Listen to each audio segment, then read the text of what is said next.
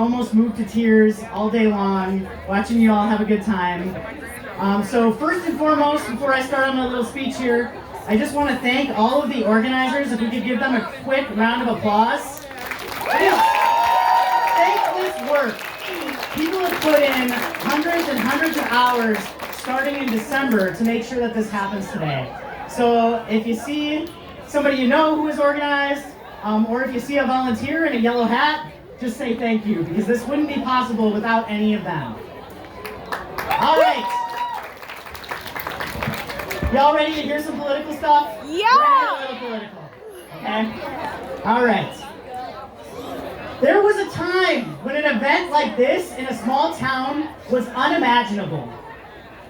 And look at us here. Because of the hard work of a dedicated few. Because of the love we all share for the people in our lives who are part of the GLBTQIA2 Spirit Plus community. Yeah. Internationally, Pride is celebrated in June to commemorate the Stonewall Uprising.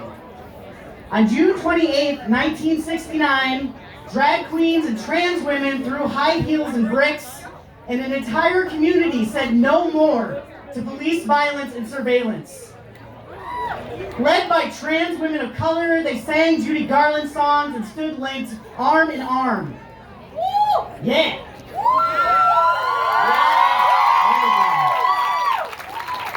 Tonight, we join them in telling a future generation that everyone is worthy of love, dignity, kindness, and community, no matter who they love or how they present.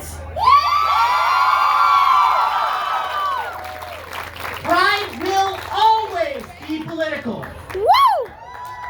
It is important to remember it in its original context as a political resistance to erasure, police brutality, and anti-LGBTQIA2 Spirit Plus legislation.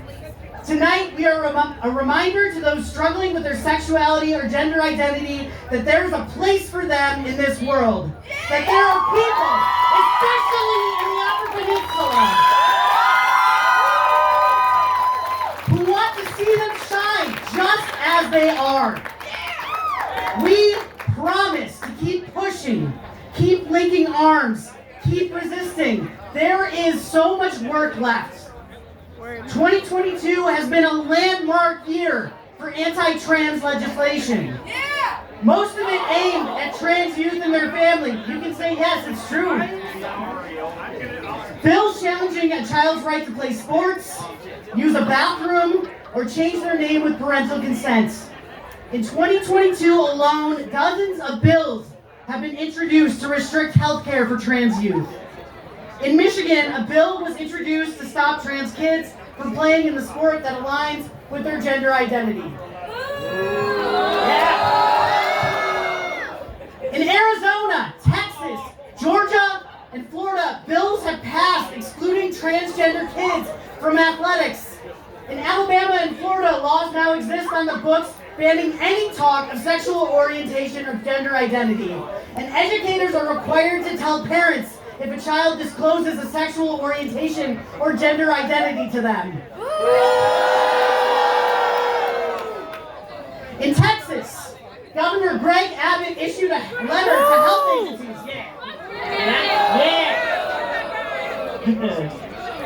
Back in March, that delivering gender-affirming care to trans youth constitutes child abuse, and healthcare workers and teachers are expected to report any parents who help their children receive care. Just down the street, Marquette Catholic Diocese have forbidden priests to give communion or rites or any other sacraments to transgender people. This policy is completely detached from national Catholic leadership and is draconian in its message. Studies show that access to gender-affirming care and greater societal acceptance of trans kids lowers the risks to their mental health. Supportive networks can be the difference between life and death. Imagine ending your life before it's even begun. Imagine having the power to stop it and doing nothing. These politicians do not really care about trans kids playing sports or being called by their proper names in classrooms. What they care about is votes and money. What they care about is stoking the fires of fear to retain control. The vitriol is nothing new. As a trans man who identified as a lesbian for over a decade, I remember being in high school during the Bush administration. I remember finding words for who I was in the safety of my school library while state representatives compared homosexual sex to bestiality in sound bites that played on the evening news. Most of all, I remember the fear. Back then, same-sex marriage was a long shot. I didn't think it'd be there in my lifetime. But look at us now, here in the UP, with our flags out and our heads held high.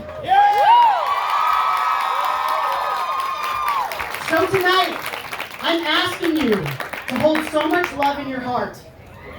For the parents in Texas who go to bed worried that they might have to move away from family and friends to give their daughter the care she needs, or face being arrested, demonized, and ostracized from their communities. For the 12-year-old who thinks he is better off dead than going through another day of ceaseless bullying for standing up for who he knows he is. For the teacher in Alabama who tells a lonely teenager that it's okay, that their name is what they say it is, and that name holds so much value.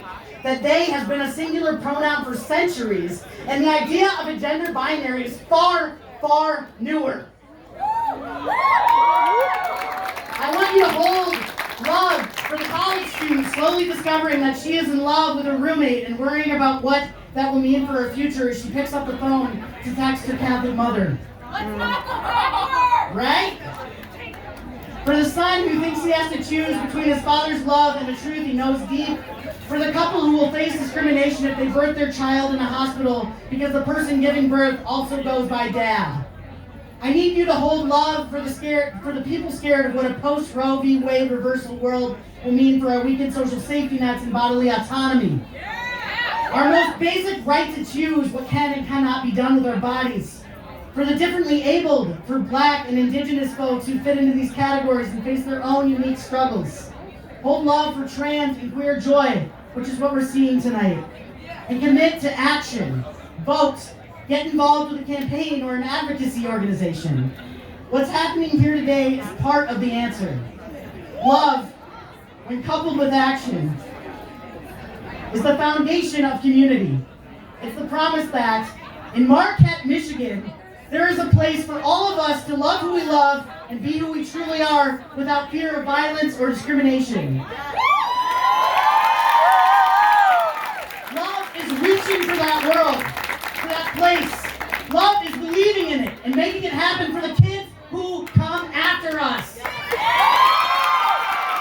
Not just for one day out of the year, but the other 364. At the end of the day, resistance is not about hate. Hate cannot drive the kind of change we're seeing here tonight. What we have here tonight is the result of passionate, outspoken, in-your-face love. On that note, I will hand over the mic to the Superior String Alliance.